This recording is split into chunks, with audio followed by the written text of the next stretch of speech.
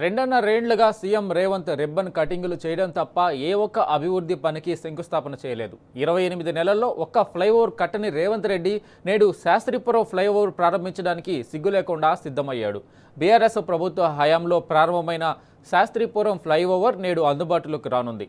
దాంతో పాతబస్తీ వాసుల దశాబ్దాల కలవ నెరవేరబోతున్నది. ఈ ఫ్లైఓవర్ సీఎంగా కేసీఆర్, మున్సిపల్ శాఖ మంత్రిగా కేటీఆర్ కృషికి మరో ఉదాహరణగా నిలవనుంది.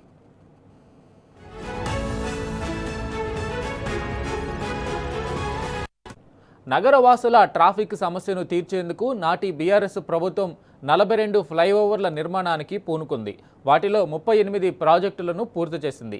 కేసీఆర్ సర్కార్ హయాంలోనే మొదలైన శాస్త్రీపురం ఫ్లైఓవర్ పనులు ప్రస్తుతం పూర్తి కావడంతో రాకపోకలు మొదలు కానున్నాయి. నాడు బీఆర్ఎస్ ప్రభుత్వం 71 కోట్ల రూపాయలతో పాతబస్తీ శాస్త్రీపురం ఫ్లైఓవర్ పనులు ప్రారంభించి 90% పూర్తి చేసింది.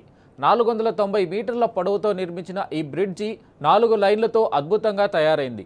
ఈ బ్రిడ్జి నిర్మాణంతో మైలార్దేవపల్లి, ఫలక్నామా ఆర్టీసీ డిపో, వట్టేపల్లి వెళ్లేందుకు మార్గం సుగమం కానుంది.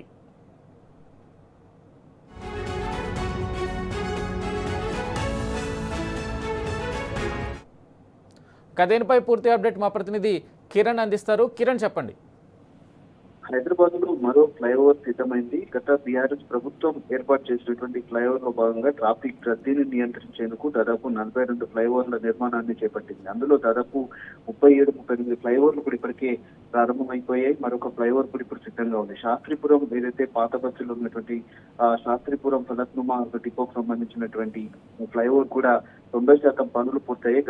గత ప్రభుత్వమే బీఆర్ఎస్ ప్రభుత్వమే ఈ ఫ్లైఓవర్ నిర్మాణానికి శంకుస్థాపన చేసింది. సీఎం కేసీఆర్ గా అంతేకాకుండా మున్సిపల్ శాఖ మంత్రి కేటీఆర్ తన బాధ్యతలు తీసుకుని హైదరాబాద్ నగరాభివృద్ధికి ఎంత మేర కృషి చేశారనేది ఇది ఒక చక్కటి ఉదాహరణ. పూర్తిగా 71 కోట్లతో నిర్మించినటువంటి ఫ్లైఓవర్ ఏదైతే ఉందో దాన్ని ఈ రోజు రాష్ట్ర ప్రభుత్వం CM Revanth Reddy ribbon cutting చేయనున్నారు. 2.5 సంవత్సరాలు గడుస్తున్నప్పటికీ హైదరాబాద్ లో ఏ ఒక ఫ్లైఓవర్ నిర్మించకపోగా పేదల ఇళ్లను కూలుస్తూ ఎక్కడెక్కడ విధ్వంసకాండకు పాల్పడుతున్నటువంటి పరిస్థితి. కేవలం ఇటీవల కాలంలో 4-5 ఫ్లైఓవర్లను కూడా సీఎం రేవంత్ రెడ్డి ప్రారంభించారు. అవన్నీ కూడా గత బీఆర్ఎస్ ప్రభుత్వమే నిర్మించింది. ఇప్పటికే చాలా ఫ్లైఓవర్లు కూడా ఇంకా మరికొన్ని ఫ్లైఓవర్లు ఏవైతే ఉన్నాయో 2-3 ఫ్లైఓవర్లకు నత్తనడకన పనులు సాగుతా ఉన్నాయి.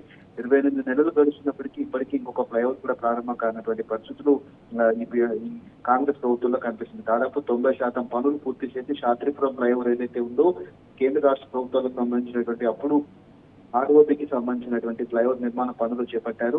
71 కోట్లతో నిర్మించినటువంటి ఫ్లైఓవర్ 490 మీటర్ల పొడవుతో దాదాపు 16.61 వెడల్పుతో ఈ ఫ్లైఓవర్ నిర్మాణాన్ని కూడా చేపట్టినటువంటి నేపథ్యంలో వెళ్లేటువంటి మైలార్దేవపల్లి కావచ్చు, అంతేకాకుండా ఫలక్నుమా ఆర్టీసీ డిపో, వట్టేపల్లితో పాటు ఇటు పాత బస్సు లోపలికి వచ్చేందుకు ఈ ఫ్లైఓవర్ చాలా వరకు సుగమంగా కానుంది. రాకపోకలు కూడా ఈ రోజు నుంచి ప్రారంభమయ్యేటువంటి అవకాశాలు అయితే కనిపిస్తున్నాయి. మరొక 2-3 ఫ్లైఓవర్లు ఇంకా పెండింగ్ దశలో ఉన్నాయి. వాటన్నిటిని కూడా పూర్తి చేయడంలో రాష్ట్ర ప్రభుత్వం కాంగ్రెస్ అధికార పార్టీ చాలా వరకు వెనుకబడిందని చెప్పాలి. గత ప్రభుత్వం కేవలం 1.5-2-3 సంవత్సరాల్లోనే ఫ్లైఓవర్లు అన్ని కూడా పూర్తి చేసినటువంటి జెట్ స్పీడ్ లో పనులు కొనసాగించి ఇప్పుడు ఉన్నటువంటి ప్రభుత్వం వాటిని కనీసం పనులు కూడా చేపట్టకుండా పెండింగ్ లో పెడుతున్నటువంటి దృశ్యాలు అయితే మనకు కనబడ్డాయి. ఈ పనులన్నీ కూడా 90% గత ప్రభుత్వమే చేసింది.